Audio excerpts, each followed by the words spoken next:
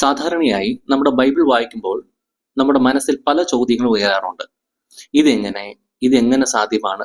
എന്തുകൊണ്ടാണ് ഇത് സംഭവിച്ചത്? എന്തുകൊണ്ടാണ് അവരിത് ചെയ്തത്?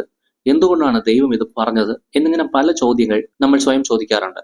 തിരുവെഴുത്തുകളിലെ ചോദ്യങ്ങൾ വൈദികനോടോ മറ്റുള്ളവരോടോ അല്ലെങ്കിൽ പരിശുദ്ധാത്മാവിനോടോ പ്രാർത്ഥിക്കുകയും ഉത്തരം അറിയുകയും ചെയ്യേണ്ടത് വളരെ അത്യാവശ്യമാണ്. ഈ എപ്പിസോഡിൽ യഹൂദന്മാർ എന്തുകൊണ്ടാണ് യേശുവിനെ മശിഹയായി അംഗീകരിക്കാത്തത് എന്ന് വിശദമായി കാണാം.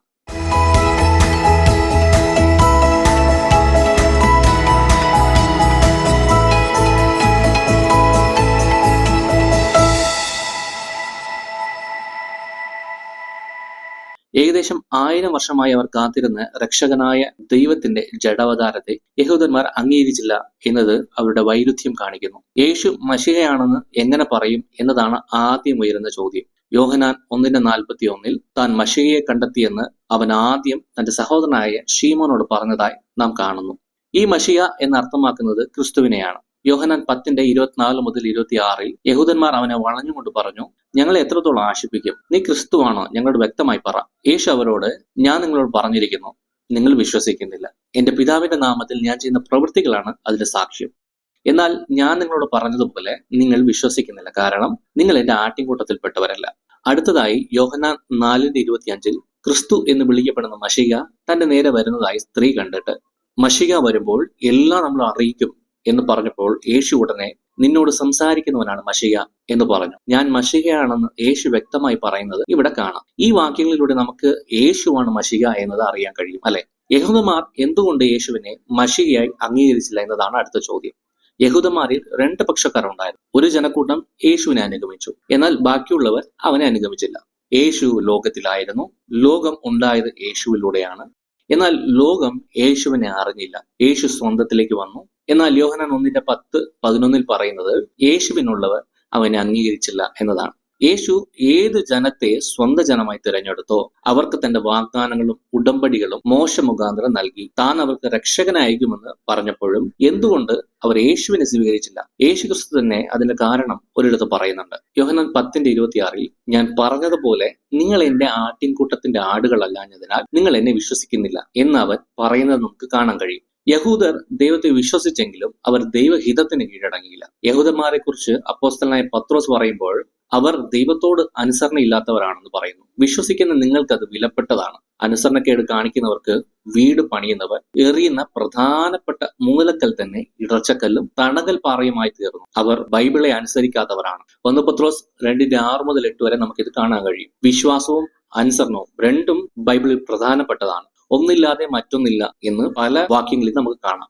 ഈ യഹൂദന്മാർ ഉപദേശങ്ങളിലൊക്കെ ഭയങ്കര തീക്ഷ്ണതയുള്ളവരാണ്, പക്ഷേ ദൈവവചനം അനുസരിക്കത്തില്ല താനും. യേശു യഹൂദന്മാരെ നോക്കി പറഞ്ഞത്, എന്നെ അയച്ച പിതാവ് എന്നെ കുറിച്ച് സാക്ഷ്യം പറയുന്നു. നിങ്ങൾ അവന്റെ ശബ്ദം കേട്ടിട്ടില്ല, അവന്റെ രൂപം കണ്ടിട്ടില്ല, അവൻ അയച്ചവനെ നിങ്ങൾ മനസ്സിലാക്കുന്നതുമില്ല. തിരുവെഴുത്തുകൾ അന്വേഷിക്കുക, നിങ്ങൾക്ക് നിത്യജീവൻ ഉണ്ടെന്ന് നിങ്ങൾ കരുതുന്നുണ്ട്. അവ എന്നെക്കുറിച്ചും സാക്ഷ്യം പറയുന്നത് നിങ്ങൾക്ക് കാണാമല്ലോ എന്ന് പറഞ്ഞു.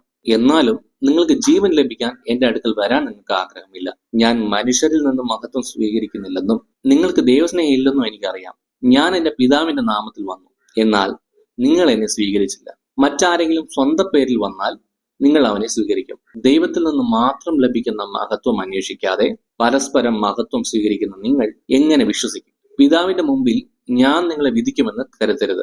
നിങ്ങൾ വിശ്വസിക്കുന്ന മോശ തന്നെ നിങ്ങളെ കുറ്റപ്പെടുത്തും. മോശയെ വിശ്വസിച്ചിരുന്നെങ്കിൽ നിങ്ങൾ എന്നെ വിശ്വസിക്കുമായിരുന്നു, കാരണം മോശ എന്നെ കുറിച്ച് എഴുതിയിട്ടുണ്ട്. യോഹന്നാൻ 5:37-45 മോശ എഴുതിയ വാക്കുകൾ നിങ്ങൾ വിശ്വസിക്കുന്നില്ലെങ്കിൽ ഞാൻ പറയുന്ന വാക്കുകൾ നിങ്ങൾ എങ്ങനെ വിശ്വസിക്കുമെന്ന് യേശു പറയുന്നത് നമുക്ക് കാണാൻ കഴിയും. ഈ യഹൂദന്മാർ അനുസരിക്കില്ലെന്ന് ദൈവം നേരത്തെ പ്രവചിച്ചിരുന്നതായി യേശയ്യാവ് 65:1-7 നമുക്ക് കാണാൻ കഴിയും. അവർ ദൈവത്തിന് വേണ്ടി എരിവുള്ളവരാണെന്ന് ഞാൻ അവരെ കുറിച്ച് സാക്ഷ്യപ്പെടുത്തുന്നു. പക്ഷേ അത് ബുദ്ധിയുള്ള തീക്ഷ്ണതയല്ല, കാരണം അവർ ദൈവനീതി അറിയാതെ സ്വന്തം നീതി സ്ഥാപിക്കാൻ ശ്രമിക്കുന്നതിനാൽ അവർ ദൈവത്തിന്റെ നിയമത്തോട് അനുസരണക്കേട് കാണിക്കുന്നുവെന്ന് പൗലോസ് പറയുന്നത് റോമർ 10:2-3 വാക്യങ്ങളിൽ നമുക്ക് കാണാൻ കഴിയും. പക്ഷേ യേശു ചെയ്ത അനേകം അത്ഭുതങ്ങൾ നിമിത്തം അവർ യേശുവിനെ തങ്ങളുടെ രാജാവാക്കാൻ ആഗ്രഹിച്ചു. യോഹന്നാൻ 6:15 അവർ വന്ന് അവനെ രാജാവായി എടുക്കാൻ ഉദ്ദേശിക്കുന്നുവെന്ന് യേശു അറിഞ്ഞപ്പോൾ അവൻ വീണ്ടും പിൻവാങ്ങി ഏകാന്തമായ ഒരു മലയിൽ കയറിപ്പോയതായി നാം കാണുന്നു. യോഹന്നാൻ 6:14, 15, 26, 27, 66 യഹൂദന്മാർ യേശുവിനെ സ്വീകരിച്ചില്ല.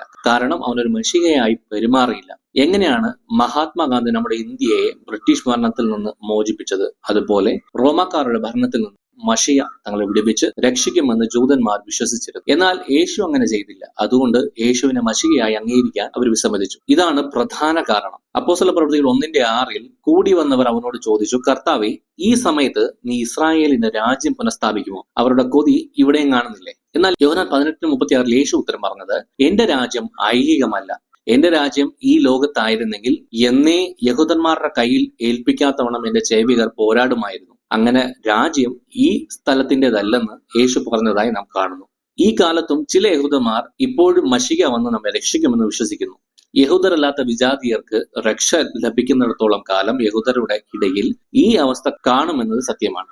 റോമർ 11:15 മുതൽ 36 വാക്യങ്ങളിൽ യഹൂദന്മാർ ക്രിസ്തുവിനെ അംഗീകരിക്കുന്നതിന് മുമ്പ് മറ്റെല്ലാവരും യേശുവിനെ സ്വീകരിക്കാൻ വേണ്ടിയാണ് ഈ കൃപയുടെ സമയം നൽകിയിരിക്കുന്നുവെന്ന് നമുക്ക് കാണാൻ കഴിയും. അങ്ങനെ 2000 വർഷം മുമ്പ് യേശു വന്നപ്പോൾ മശിഹ രാജാവായി ജനിക്കുമെന്നും കുതിരപ്പുറത്ത് വാളുമായി വന്ന് അടിച്ചമർത്തുന്ന റോമ സാമ്രാജ്യത്തിന് നേരെ പോരാടി തങ്ങളെ രക്ഷിക്കുമെന്ന് യഹൂദർ പ്രതീക്ഷിച്ചിരുന്നു. എന്നാൽ ഈ ചോദ്യത്തിനുള്ള ഉത്തരം അവനൊരു സാധാരണ മനുഷ്യനായി ജനിച്ച് വളർന്ന് ലളിതമായ ജീവിതം നയിച്ചതിനാൽ യഹൂദന്മാർ വിചാരിച്ചതുപോലെ ചെയ്യാഞ്ഞതുകൊണ്ടും യേശു മശിഹയല്ല എന്ന് വിചാരിച്ചു.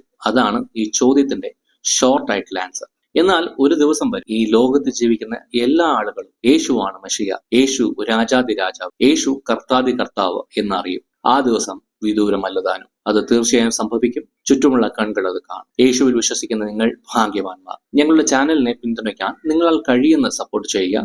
നിങ്ങളുടെ ക്രിസ്ത്യൻ സുഹൃത്തുക്കൾക്ക് ഞങ്ങളുടെ ചാനൽ പരിചയപ്പെടുത്തുക. നിങ്ങൾ ദൈവത്താൽ അനുഗ്രഹിക്കപ്പെട്ടവരാണ്.